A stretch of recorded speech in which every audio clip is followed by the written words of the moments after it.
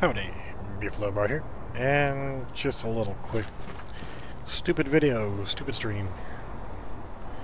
Nothing vitally important, but just some WTF moments.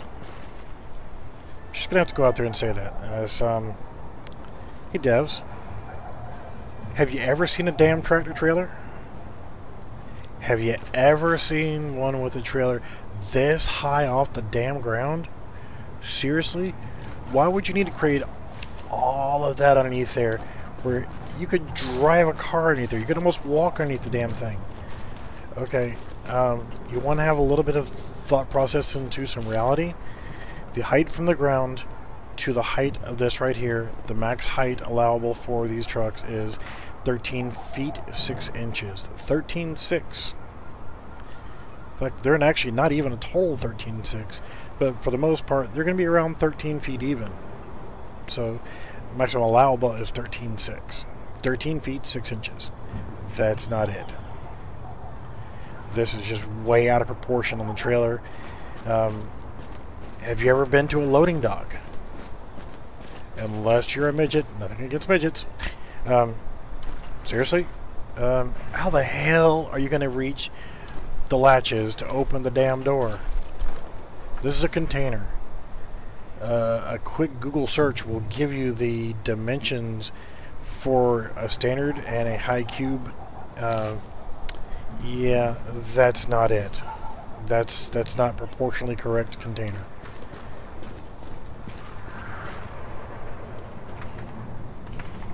Yeah, we're not even going to go there about the wheels. They're close enough to where most people won't know the difference. Yeah. Excuse me, are you guys walking by me and ignoring me? Dare ignore me. I promise I'll shoot really badly.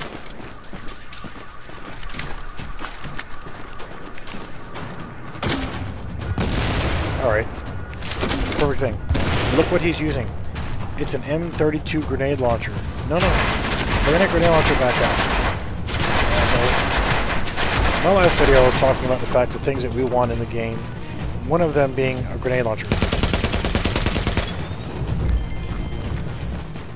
That is an M32 grenade launcher. And no, it wouldn't let you see it long enough. It won't stay on the damn floor. Look at what he's wearing. These are grenades on his belt. Those are grenades in those pouches. Alright.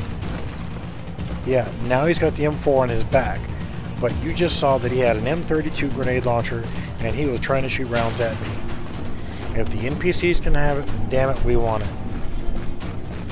Oh, seriously, come on. You're going to keep me stuck in combat because of these little buttholes over here.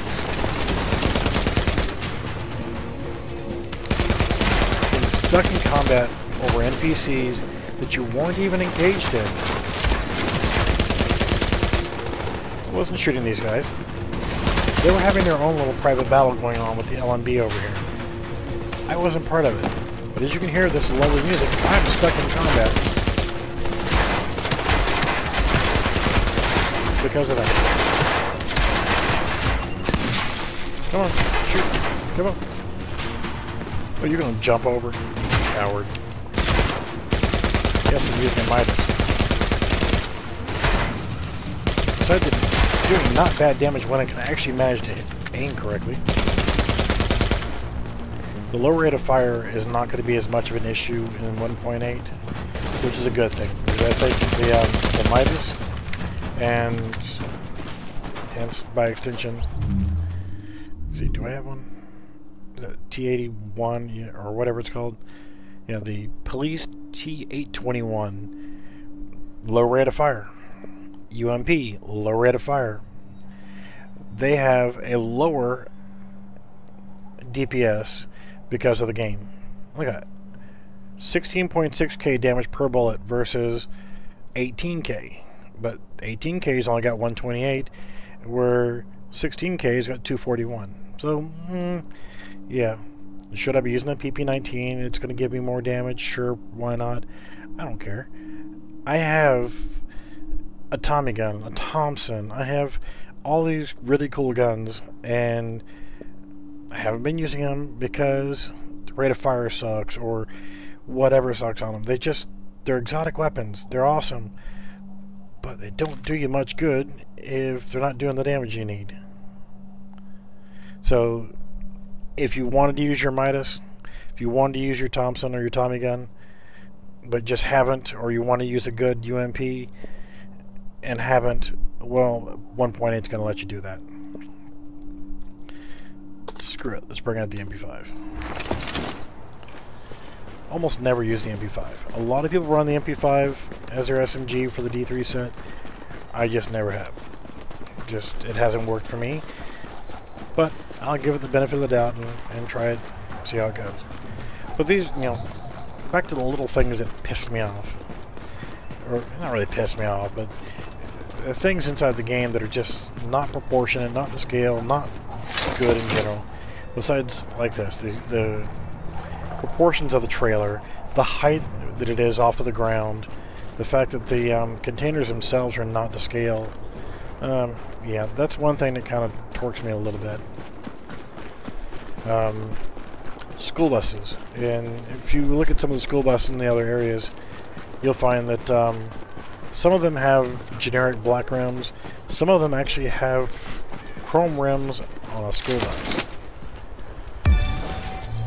And for some reason, the first video that I put up that I mentioned that was called "Who Puts Rims on a School Bus?" For some reason, that one was flagged by YouTube as not being advertiser friendly. Really? Kiss firmly upon my buttocks. There was nothing unfriendly about that or whatever. I can understand cars having various different rims and so forth, but yeah, some of the school buses had mag rims on them.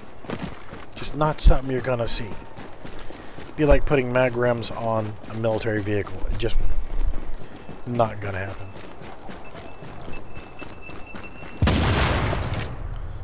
Alright, so I can understand little small graphical issues like, your airbox here. This is an airbox. Devs, if you're making the model for stuff like this, this is an airbox. That's what it is. That's its function. Up towards the top is actually going to have usually a mesh or a filter to let air in so the truck can breathe. I'm not saying that I'm a perfect expert on trucks, although I did drive trucks and Jeeps and Humvees and stuff in the Army, and I drove around this country with a CDL and driven in pretty much just about every one of the states in the continental U.S. and I've driven in Canada. Okay, plug for Canada.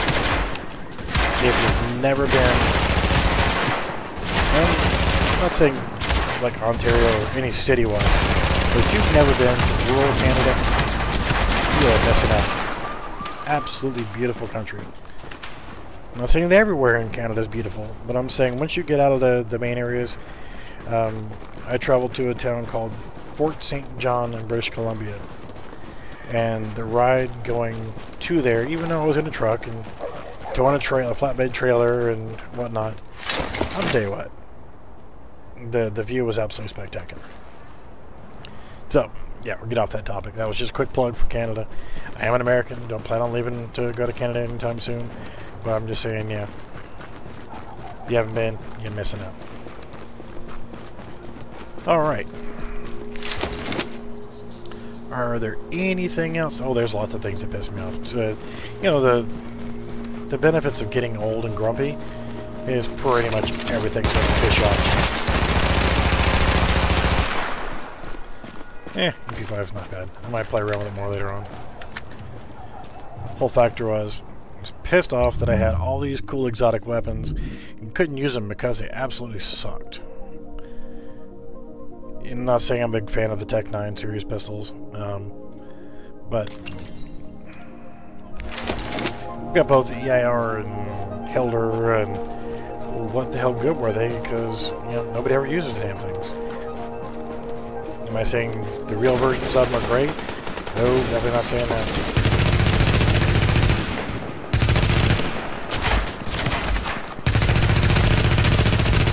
Don't run.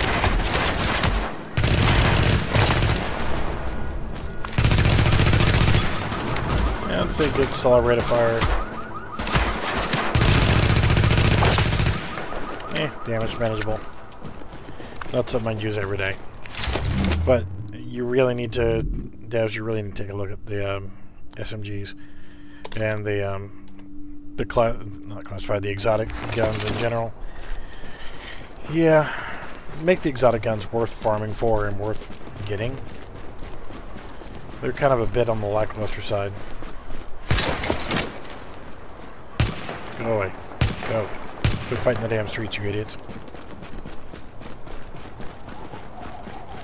So the thing, you see two NPC civilians fighting each other in the middle of the streets, and you fire a gunshot to break it up. They both run from you. Well, okay, sensible. You shoot at me while I'm in the middle of the streets, I'm probably going to run too. Of course, I'm going to take cover and I'm going to shoot back, but you know what I'm saying. Oh, this low magazine count is what gets me. Yes, I have a C-79 on the target.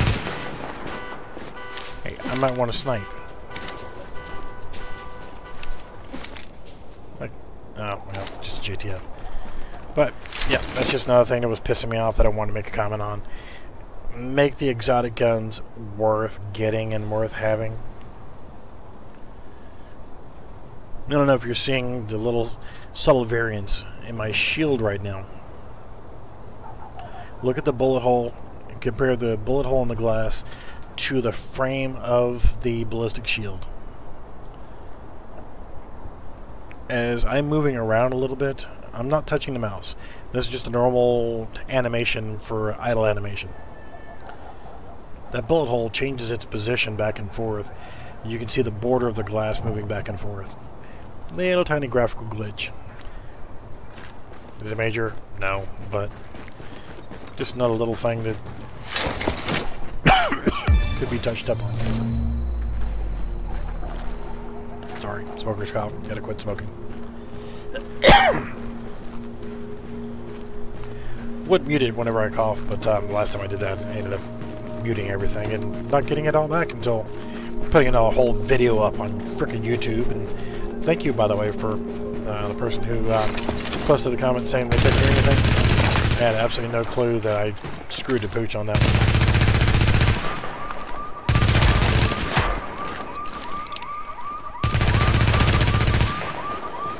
It's because I didn't go back and check my video after I recorded it the damn thing. It's kind of a noob thing. Alright, gotta close out this video. I'm boring everybody to death on this one.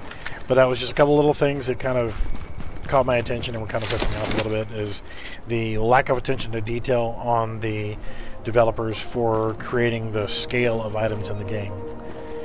The maximum height of the vehicle being 13.6, the fact that you have a 19-foot high trailer you could walk underneath that wouldn't fit against any dock on the known planet. Just so you guys know, this right here, the door, the opening for the door where you would drive a forklift into the back of this trailer, should be somewhere around here. So you're only off by about 2.5 to 3 feet. So the container itself needs to be, if you were to keep it at that height, we'll say, it needs to come down, and the bottom of the container should be somewhere around here. The lights would have to come down. The bar at the bottom wouldn't be quite as prolific. The method of why there's a bar at the bottom is not just for catching Hondas for tailgaters. Another story for another time. It's actually whenever they back up to a loading dock. Look at a loading dock. Right along the wall below the dock is this big arm that sticks down. That actually locks the trailer in place, so that the driver can't pull away from the dock while the forklifts are inside and the people are inside. It's a safety precaution. So, and the only way for it to get released is somebody has to actually manually push a button to release the trailer. IAD, I think it's called, bar. But, yeah, and you would not have air tanks right there.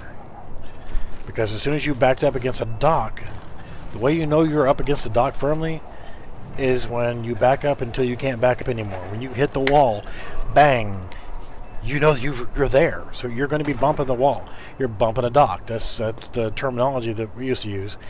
It was called bumping a dock. And so you wouldn't have an air tank system right there. They would be tucked up underneath here and connected to a four-way valve that goes out to each of the tires. I know, because I've damaged that stupid four-way block. In Dallas rush hour traffic, I lost air pressure. Well, I had air pressure, but it was bleeding out through the back of the trailer. And it didn't lock the brakes, so I essentially had no trailer brakes whatsoever, and the truck actually had to do all the work. Yeah. Not the first time that's happened to me. But, yeah. Do a little bit of research before you create a frickin' model and throw it in the game. And that's one thing that I will say, the gun models look pretty good. I've seen some gun models, and I've probably made a couple little dick comments, but if you look at the guns in this game, they look really good. I mean, I'm going to look at, as an example, the Historian, and I've utilized the M14 and the M21 sniper rifle. I have had a couple of the Springfield Armory M1As. So yeah, I'm kind of familiar. I can actually, about 5 feet away from me is actually the U.S. Army Field Manual that came with my last Springfield M1A. Looking at it, you can kind of see there's imperfections right here in this rail. That's a normal thing.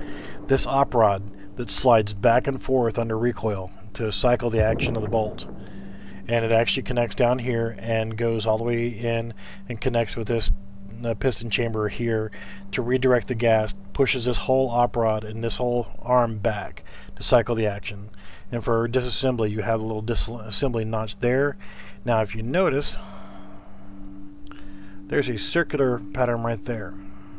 But now one thing you'll find on, now this is not a military stock, this is supposed to be an exotic pretty version, but you'll notice on a real M14, not an M1A, but an M14, which was the military version, they're either going to have a patch right here in the wood, or they're going to have a little selector switch that comes out right there. And for those that had it and it was removed, you can see a little swirl scratch mark right here that'll be in it to say that that was actually an M14 receiver, and it was used to go into the different mode there. That is your full auto selector. This right here, this little golden piece in front of the trigger guard, that's your safety. That was actually a full auto selector for the M14 receivers. And can't really zoom in too much and get a great view of the receiver there, but they did a decent job on that. This is where you would say, it would say like US Rifle M1A or M14 Springfield or Winchester or whatever manufacturer, and you would have the serial number across there. The rear sight, however, it looks prettier being silver. No self-respecting person shooting a marksman-based rifle will have a silver rear sight. That would be black. And typically, this is one thing I'm going to nitpick, even though I'm saying they did a really good job with a lot of little subtle nuances, like this right here, the scratch where it would be a full auto converted. Get the flip away from me, you stupid ass dog, I'm trying to talk.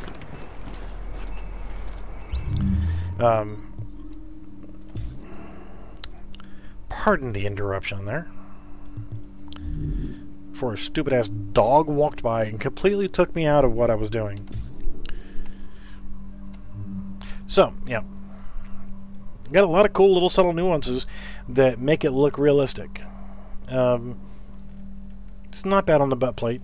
This portion of the butt plate actually pivots up and becomes just a little bit above flat, and this was meant for the M14 variation in full auto, to where it would actually help you to hang on to it and prone position and so forth. Now the fact that the scope rings in this, they're a little high. No self-respecting marksman would have rings that high above the bore line. Seriously, it's not going to happen. The scope mount, not bad. It does show a piece going into right here. The M14/M21 scope mounts you'll find on the market. There's a stripper clip guide that goes here and a non-scoped version where you can leave your magazine in place, put a stripper clip right there, and just push in 10 rounds. Boom, quick and easy. But scope mounts, good scope mounts for the M1As or M14s or the M21 are going to replace that. You knock out a roll pin, you replace that, and bang. You put this piece in that actually attaches to your scope mount, and you're good to go.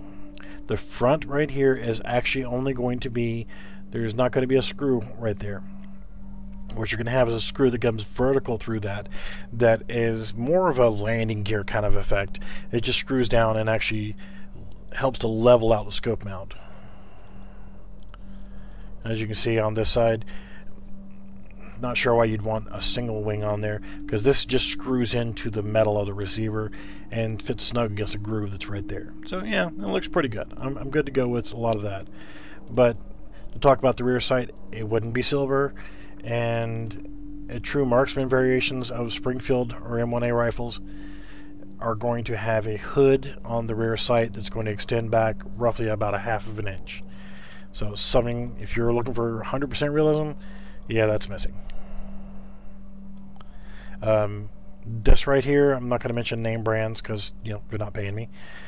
Even though I do mention that's a Salchico Omega suppressor.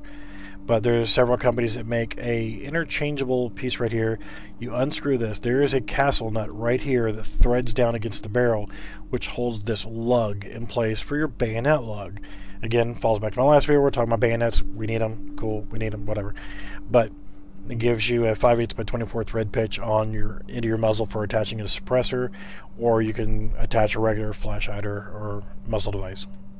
So yeah, I'm not going to say anything about the pins or anything else. That's minor. But yeah, a lot of effort's gone into these guns. They look really, really good. I've seen some games that are absolutely freaking horrible. If you're going to make a comment that, oh, well, this right here doesn't fit up tight, no. There's actually a little groove in the barrel, cut into the barrel.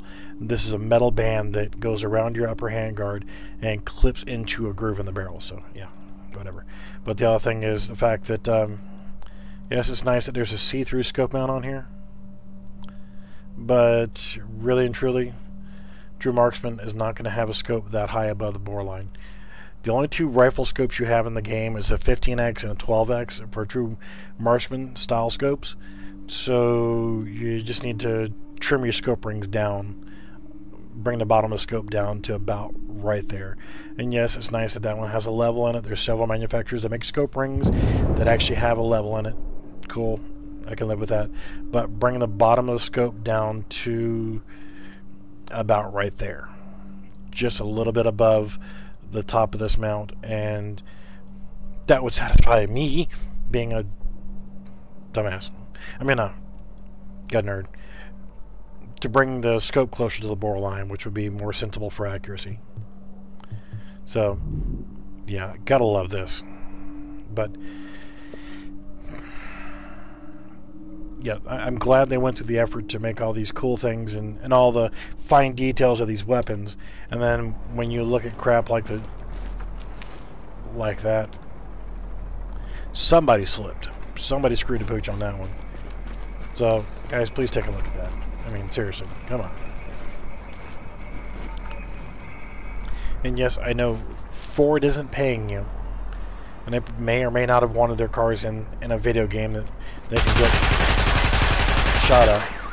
But who doesn't know that this is a Ford Crown Victoria? Yeah, whatever. It's a combat car. Yeah, whatever. It's a combat car. And you heard that noise? How many police cars do you know of that actually have car alarm systems built into them? Not sure I've ever seen a Crown Victoria police car with a car alarm.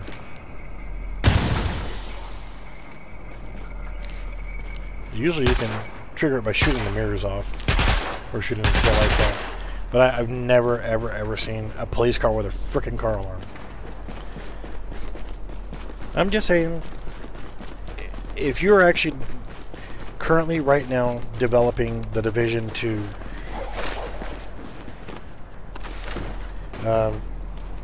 Hey, I'm available for hire right now. Just throwing that out there to take a look at little small details. The points that I mentioned on the historian, you know, I can look at a lot of these weapons and actually nitpick. You know, I'm actually not familiar with that magazine, but and I know you can't put manufacturers' names on here for the different parts and components and stuff like that. Some of you know what the SR7 suppressor actually is. Some of you looking at that scope can say exactly what scope that is, because the telltale design of having a, which would normally this would be a 1 to 4 by or 1 to 6 by magnification for this particular optic, and that little small flared out section at the end is just a little bit larger objective. This from here to here is going to be 30 millimeters. Okay.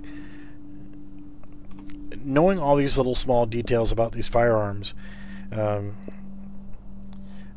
you know, I could not begin to tell you how many rounds of ammunition I've put through an M60 machine gun. I love the M60. I absolutely love the M60. Don't get me wrong. The M249 was a really good weapon also, which I don't think I've got one. Yeah, but it was an absolute... I love the sound of the M60. It's a very distinctive sound when you hear it fire. Just that, yeah, brings back fond memories. The UMP-45, good gun. I like shooting it. I've got videos up here on my YouTube. Shows me shooting a UMP-45. Shows me shooting an Uzi and MP5. I actually have a clone of an MP5 just out of arm's reach. So, I mean, within 10 feet of me, I've got one sitting here. Except mine's OD green and black instead of fancy colors here. But, you know, I mean, I am available. Hire my ass. I will make a separate video, probably later on tonight, just based on that. I just wanted to make this video kind of a rant on some of the little things that kind of torqued me off. So hopefully it wasn't a waste of your time. Got any comments on little things that piss you off about detail aspects of the games, things inside the game that you know about, like the trucks or the guns or what have you, that you know for sure, oh, I know this, and throw some comments in there. And maybe if we, you know, pull together with some concepts and some ideas, we can help the developers get their stuff straight and make a nice, cleaner video game. So I'm gonna leave the video here, and I'll make a separate video based on my qualifications of why I think Massive or Ubisoft or any other game company should hire me for a technical consultant. Alright, have a good one. We'll see you next time.